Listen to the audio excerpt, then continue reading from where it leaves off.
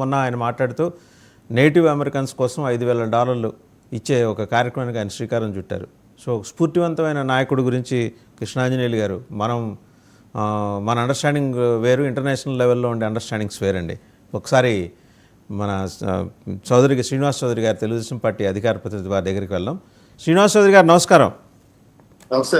Sir, తిరుపతిలో జరిగిన విధ్వంసకాండ అంటే వైసీపీ వాళ్ళు వాళ్ళ బస్సుల మీద వాళ్లే రాళ్ళు వేసుకొని, వాళ్ళ చొక్కాలు వాళ్లే చించేసుకొని, తర్వాత మీ మీద పడి చేసిన గొడవంతా కూడా అది నిజం కాదు, నిజంగానే మీరు దాడి చేశారు, దాంట్లో వాళ్ళు గాయపడ్డారు, బీభత్సకాండ సృష్టించారని చెప్పేసి ఎన్హెచ్ఆర్సీ కన్నెర్ర చేయటం, ఆగ్రహించడం, జనరల్గా రెండు మీ పేటెంట్ వర్డ్స్, ఆగ్రహించేసి కన్నెర్ర చేసి ఏపీ డీజీపీకి, సిఎస్కి మరి ప్రభుత్వం వాళ్ళు చేస్తున్నారు కాబట్టి వాళ్ళకి నోటీసులు పంపించింది. ఇదో పెద్ద కాగితం నోటీసే కదా, దీన్ని పెద్దగా పట్టించుకోవాల్సిన అవసరం లేదని మీరు అంటారు. న్యాచురల్గా పట్టించుకోవాల్సిన అవసరం లేదు. బట్ జాతీయ స్థాయిలో మీరేంటనేది ఎక్స్పోజ్ చేయాలనేది వైసీపీ ప్రయత్నం. మీరు ఎంతగా భూమనని, రోజాని టార్గెట్ చేస్తూ వస్తున్నారో వాళ్ళు అంతగా వాళ్ళు పట్టు బిగించుకుంటూ వస్తున్నారు. రాజకీయాల్లో ఈ టామ్ అండ్ జెర్రీ గేమ్స్ మామూలే, ఏమంటారు?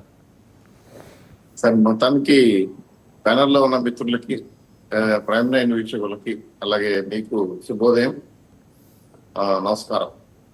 ఈరోజు తిరుపతి ఎన్నికల పైన వైఎస్ఆర్సీపీ చేస్తున్నటువంటి విష ప్రచారం అని అనాలి.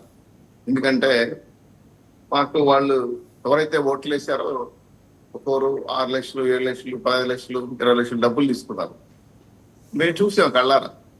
ఆ కార్పొరేటర్ అమ్ముడు పోయి మళ్ళా తెల్లవారికల్లా వెళ్ళి ఆయన కాళ్ళు పట్టుకొని, మెడ పట్టుకొని, అయ్యో మేము అన్నేం చేసాం సార్ అంటే ఎంత. మరి 6 లక్షలే చౌదరి గారు, ఇదేంటో మీ దగ్గర కరెక్ట్ లెక్కలు లేవు. మరి 6 లక్షలు ఏంటండి? మరి ఎక్కువ చెప్తే బాగుంటుంది కదా సార్. మరి ఆ డబ్బులు ఎక్కడ అంటారు కదా. అనేక రకాలుగా కాయిదాలు పుచ్చుకొని ఓట్లేసి వాళ్ళు వెళ్ళి అక్కడికి వెళ్ళి. సో అంటే అదర్వే అరౌండ్ మీరు ఒప్పుకుంటున్నారు, మీరు 6 లక్షల నుంచి 20 లక్షల దాకా ఇచ్చారని. ఇచ్చారండి. తనకి డబ్బులు ఇచ్చిన విషయం మాకు కూడా తెలుసు, అందరి బహిరంగ రహస్యం. వాళ్ళు కూడా ఒప్పుకున్నారు, మేము కూడా తీసుకుంటున్నాం. మాకెట్టా ఇన్ని రోజులు మేము ఆ పార్టీలో ఉన్నాం, ఏ కార్యక్రమాలు మాకు రాలా, ఏ అభివృద్ధి కార్యక్రమాలు చేయాలా, సంపాదించుకున్న డబ్బులు కూడా రాలా. వాళ్ళే బాధపడుతున్నారు. జగన్మోహన్ రెడ్డి గారు, ఈ భువన్ కరుణాకర్ రెడ్డి కూర్చొని దేశవ్యాప్తంగా, రాష్ట్ర వ్యాప్తంగా ఎలక్షన్లు జరిగే చూసాం. ఎలక్షన్లో ఉత్సగ్రహాలుగా ఉన్నాయి కానీ మాకు ఎటువంటి అభివృద్ధి కార్యక్రమాలు రాలా, మీరు 10 రూపాయలు సంపాదించుకోవాలా. ఒక కార్పొరేటర్ ₹1,00,00,000 నుంచి 50 లక్షల వరకు పెట్టారు. వాళ్ళు తిరిగి రాకపోగా వీళ్ళ ఏరియాలో జరిగే పనులు కూడా వాళ్ళ ఎమ్మెల్యే స్థాయిలో వాళ్ళే టెండర్లు వేస్తున్నారంట, వాళ్ళే కమిషన్లు తీసుకుంటున్నారంట. అది వాళ్ళు చెప్పిన మాటలే. సో ఇవన్నీ చూసిన తర్వాత అసంతృప్తి జ్వాలలు బాగా తిరుపతిలో రావడం, ఒక వర్గం చిలుకో రావడం, ఉప ముఖ్యమంత్రి స్థాయిలో ఉండే వ్యక్తులు బయట రావడం. సో ఇవన్నీ కూడా ఏంటంటే జగన్మోహన్ రెడ్డి గారు భువన్ కరుణాకర్ రెడ్డి మీద ఉన్న వ్యతిరేకతతో తిరుపతి బయటకు వచ్చారు. ఒక్కగా ఉన్న తిరుపతి కార్పొరేటర్ గా ఉన్న వ్యక్తికి ఇంతమంది సపోర్ట్ చేయడం అంటే ఎంత బలంగా వ్యతిరేకత ఉన్న విషయాన్ని స్పష్టంగా కనబడతా ఉంది. దీనికి అనేక రకాల కారణాలు అయి ఉండొచ్చు.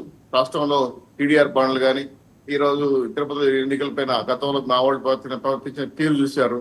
మేమైతే నామినేషన్ కూడా లేకపోయాం, కొట్టారు, తిప్పేశారు, దుర్మార్గంగా వ్యవహరించారు, అసలు అడ్డగించేశారు రానికుండా. సో ఇవన్నీ కూడా గతంలో జరిగిన సంఘటనలు. సో ఇవన్నీ కూడా వైఎస్ఆర్సీపీ ఈ స్థాయిలో ఆలోచిస్తుందంటే కొంత ఆశ్చర్యంగా ఉంది. ఎన్ఎస్ఆర్సీ తగిలిందంటే అసలు ఆ పార్టీకి అంత పరిజ్ఞానం ఉందా అనే క్వశ్చన్ మార్క్ వచ్చింది. వస్తే మంచిదేనండి, మార్పు అయితే చాలా మంచిది. అలా తెలుసుకుంటే వాళ్ళు చేసిన పాపాలు పుణ్యాలు కూడా గుర్తుకు రావాలి. ఈ ఊరికి ఆ ఊరు ఎంత దూరం, ఆ ఊరికి ఈ ఊరు అంతే దూరం కాబట్టి వాళ్ళు చేసిన పాపాలు కూడా బయటకు వస్తాయి. కాబట్టి దీనిపైన, ఎలక్షన్స్ పైన, ఈ టోటల్ వ్యవహారం పైన కూడా మా ప్రభుత్వం చాలా స్పష్టంగా ఉంది, చాలా క్లియర్ గా ఉన్నాం. ఎందుకంటే మేము గెలుచుకున్న తర్వాత వైఎస్ఆర్సీపీ వాళ్ళు చివరికి మిగిలిన కార్పొరేటర్ కూడా ఎందుకు రాలేకపోయాం అనే ఫీలింగ్ ఉంది వాళ్ళకి.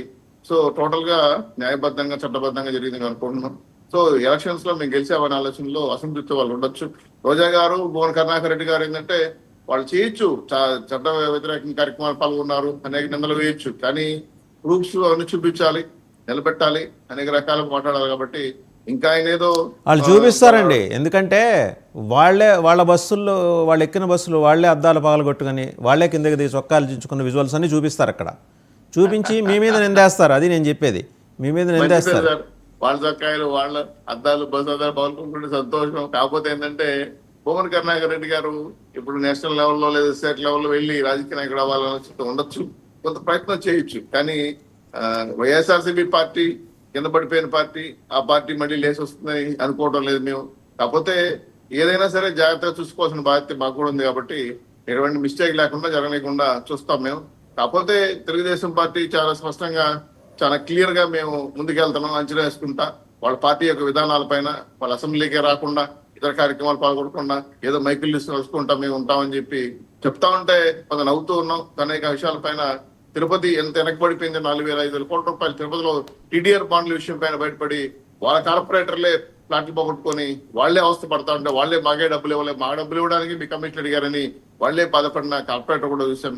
కాబట్టి ఈ అవినీతి అక్రమాల పైన లోతుగా వెళ్తే ఎన్ఎస్ఆర్సీ బాండ్స్ కాదు వాళ్ళు చెప్పేదానిపైన టెన్షన్ కాదు, ఈ లోకల్ అవినీతి అక్రమాలు కూడా మేము ఎన్ఆర్సీసీకి ఇవ్వాల్సి వస్తుంది. వాటిని కూడా చెప్తాం. ఈ విధంగా లోకల్ గా ఉన్నటువంటి వ్యక్తులను ఏ విధంగా టీడీఆర్ బాండ్ల వరకు ఎన్హెచ్ఆర్సీ ఇన్వాల్వ్ కాదండి. మళ్ళీ మీ దగ్గరకు వస్తుంది దాని మీద మాట్లాడటానికి. ఒకసారి పాదయాత్ర వెంకటేశ్వర రెడ్డి గారి దగ్గరికి వెళ్దాం. వెంకటేశ్వర రెడ్డి గారు, మొత్తానికి ఏంటంటే మీరు కూడా పనిచేస్తున్నారు, మీరు కూడా ప్రజాస్వామ్య క్షేత్రంలోనే ఉన్నారు, మీరు కూడా కంప్లైంట్ రాయటం నేర్చుకున్నారు, మీకు అంత పరిజ్ఞానం, మీ పరిజ్ఞానం బాగా పెరిగిందని చౌదరి గారు కూడా సర్టిఫికేట్ ఇచ్చారు. మీరు అక్కడ దాకా వెళ్ళటం వల్లే ఈరోజు నోటీసులు వచ్చాయి. బట్ ఆ నోటీసులకు పెద్దగా భయపడే పరిస్థితి ఏం లేదండి. వస్తుంది ఎన్హెచ్ఆర్సీ, ఏదో ఫార్మల్గా వాళ్ళకి వచ్చిన కంప్లైంట్ మీద వాళ్ళు ఆగ్రహం వ్యక్తం చేసి కన్నెర చేసి నోటీసులు పంపిస్తారు.